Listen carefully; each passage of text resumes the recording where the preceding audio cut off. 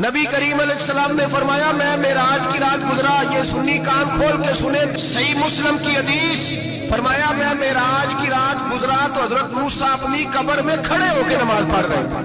اب آؤ، حضرت سعید بن مسیب تابعی ہیں، صحابہ کے شاگرد ہیں، وہ کہتے ہیں جب یزیدی فوجوں نے مدینے پر حملہ کیا اور یزید کا مقرر کردہ امام آیا تو صحابہ کرام مسجد نبی چھوڑ گئے، 3 دن تک مسجد میں نماز،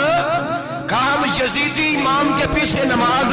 نہیں پڑھیں گے۔ حضرت سعید بن مسیب کہتے ہیں میں دیوانہ بن کے، مجنون بن کے اندر گھس گیا، یزیدی فوجیں سمجھی میں دیوانہ ہوں، شاید پاگل ہوں، مجھے انہوں نے تکلیف کوئی نہ دی۔ فرماتے میں نبی پاک کی قبر کے ساتھ ایک لگا کے بیٹھا تھا،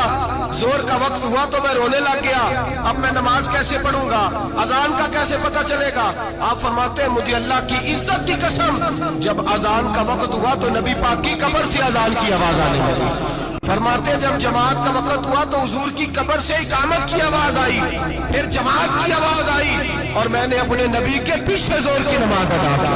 حضرت موسیٰ اپنی قبر میں نماز پڑھے اور میرے رسول تو قبر میں جماعتیں کراتے ہیں، حضور جماعتیں کراتے ہیں، اور آپ فرماتے ہیں میں 3 دن مسجد، کان کھول کے دل کھول کے سنو، ہم نے کوئی ریڈی میڈ عقیدہ نہیں اپنایا،